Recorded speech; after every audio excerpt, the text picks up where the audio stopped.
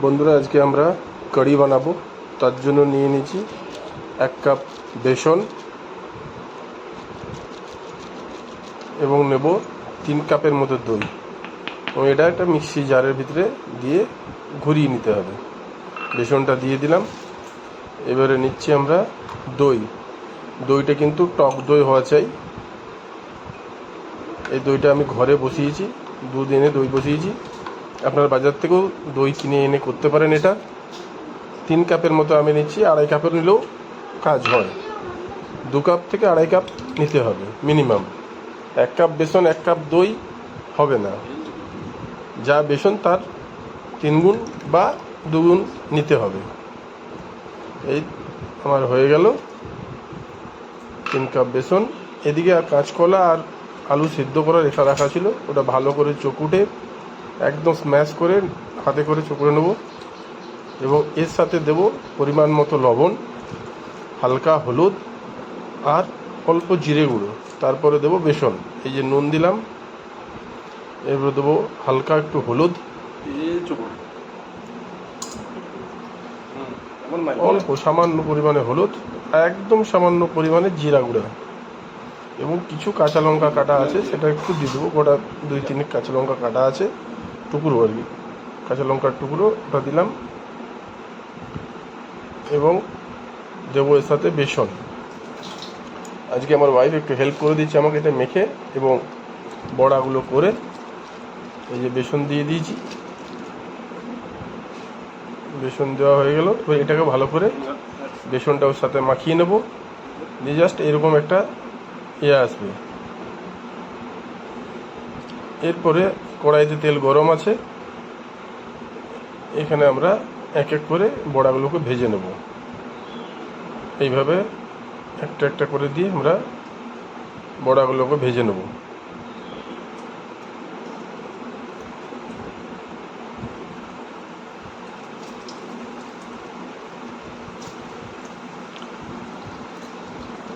বড়াগুলো কিন্তু হালকা লাল লালচে টাইপের হবে বড়াগুলো ভাজা।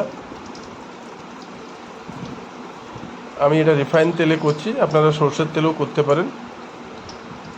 এই নয় যে সব রিফাইন তেলেই করতে হবে, সরষের তেলেও করা যেতে পারে। এরকম লাল লাল করে ভেজে নিতে হবে।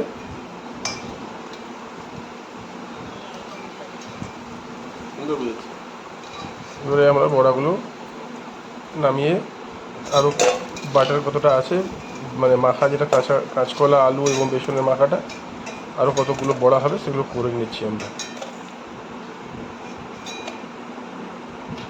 এই যেটা আছে এটা আবার আমরা ওইরকমভাবে সেম প্রসেসে বড়াগুলোকে ভেজে নেব। বড়া আমাদের ভাজা কমপ্লিট। এরপরে কারিটা আমরা বানাবো। বড়াটা জাস্ট এরকম দেখতে হবে। যেটুকু তেল বাঁচবে, এই যে তেলটা বেঁচেছে, এইটুকু তেলের মধ্যে আমাদের বাকিটা হয়ে যাবে। প্রথমে দেব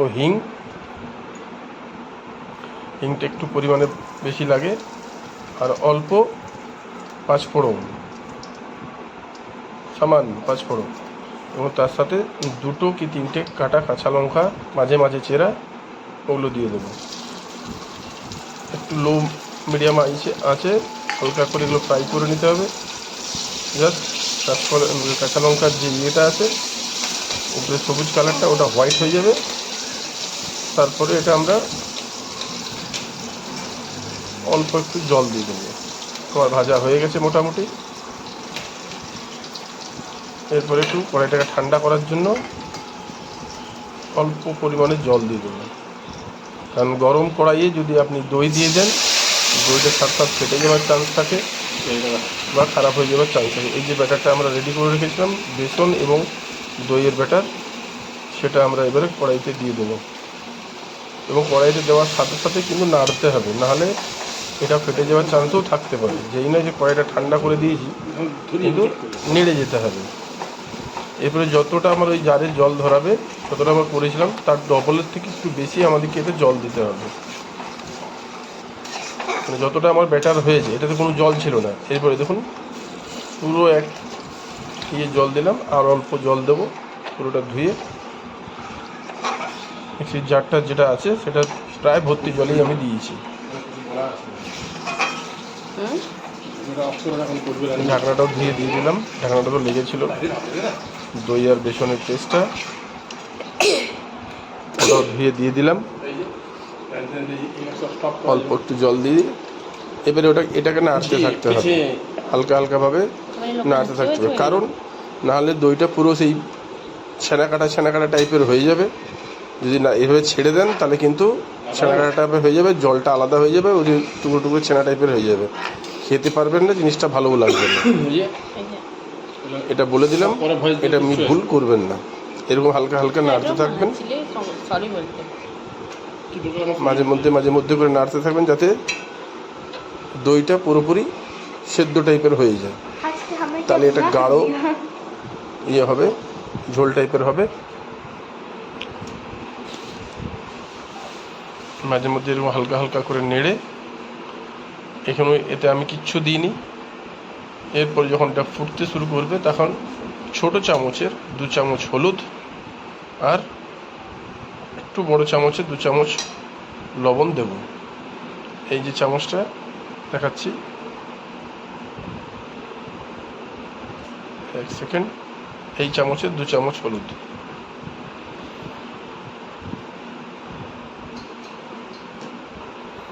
দু চামচ হলুদ দিয়ে দিলাম। আগে হলুদটাকে নাড়িয়ে নেব। হলুদ দেওয়ার পরে এর কালারটা দেখবেন কি সুন্দর আসবে, দুর্দান্ত একটা কালার আসবে।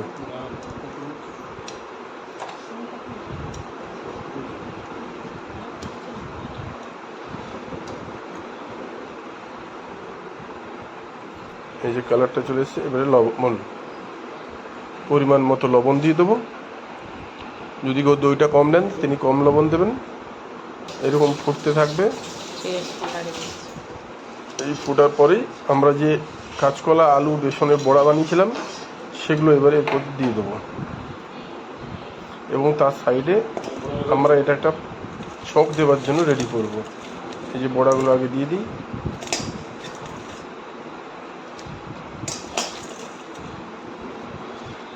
কারণ এরকম ফুটতে ফুটতে বড়াটাও ভিতরে দইয়ের বেসনের যে ঘোলটা যেটা ফুটছে ওটার মধ্যে ঢুকে যাবে এবং খেতেও খুব সফট হয়ে যাবে। ভাতের সাথে যখন খাবেন খুব সফট লাগবে। এই সময় গ্যাসের ফ্লেমটা একদম কমিয়ে দেবেন, যাতে আস্তে আস্তে ফোটে এবং বড়াটা পুরো ভিজে যায়। সাইডে ওখানে আমরা এর ফোড়ন দেবার এটা রেডি করে নেবো। এবারে আমার কাছে আছে একটা ছোট হ্যান্ডেল, এই যে ফোড়ন দেওয়ার জন্য হ্যান্ডেল। এটা যদি কারোর কাছে না থাকে ছোট কড়াইতেও করে নিতে পারেন। এর মধ্যে এটা ধুয়ে পর জলটা শুকিয়ে যাক, তাতে অল্প পরিমাণে তেল দেবো, সামান্য পরিমাণে তেল, এবং এর সাথে লাগে আপনার জিরা, গোটা জিরা, কালো সর্ষে, কারি পাতা আর একটা শুকনো লঙ্কা 2 টুকরো করে নিতে হবে।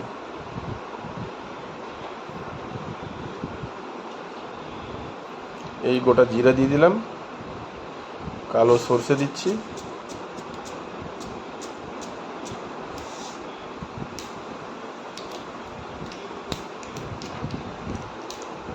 এরপরে দেবো শুকনো লঙ্কা ও কারি পাতা। কারি পাতাটা এখন খুব কচি কচি কারি পাতা, এটা আবার হালকা করে কারি পাতাগুলোকে ভেজে নেবো ভালো করে। এই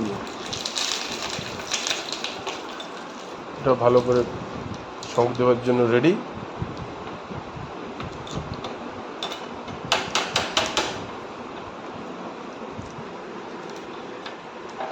এবার এটা কড়াইতে আমরা দিয়ে দেবো।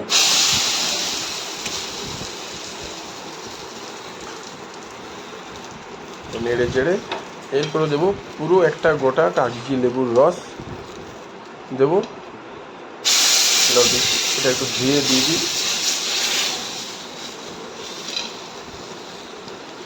গোটা একটা কাগজি লেবুর রস আগে থেকে নিংড়ে রেখেছিলাম, বীজ টিজ ফেলে সরিয়ে। এই যে লেবুর রসটা পুরোটা দিয়ে দেবো। ব্যাস আমাদের দুপুরের খাবার কারি এবং বড়া রেডি। এটা অ্যাকচুয়ালি সাউথ ইন্ডিয়ানরা এবং নর্থের সাইডে বহু খায়, হ্যাবক খেতে লাগে। আপনি বাড়িতে বানিয়ে খান, খুব সুন্দর লাগে খেতে। আমার টকটা একটু বেশি পছন্দ, তাই আমি এক্সট্রা করে আরও টক দিলাম। লেবুটা না দিলেও চলে, অনেকে যদি লেবু পছন্দ না থাকে বা টকটা বেশি খেতে অপছন্দ, তাহলে লেবুটা স্কিপ করে যেতে পারেন, লেবুটা দেওয়ার কোনো দরকার নেই। আমাদের বাড়িতে একটু টকটা বেশি খাই, তার জন্য লেবুটা আমরা এক্সট্রা আবার দিলাম। লেবুটা দিতেই হবে, এমন কোনো বাধ্যতামূলক নয়। সুন্দর করে এবার এটাকে নামিয়ে নেব, নামিয়ে পাত্রে ঢেলে রেখে দেবো। আমার এনপি চ্যানেলের যদি রেসিপিটি ভালো লাগে সাবস্ক্রাইব করবেন।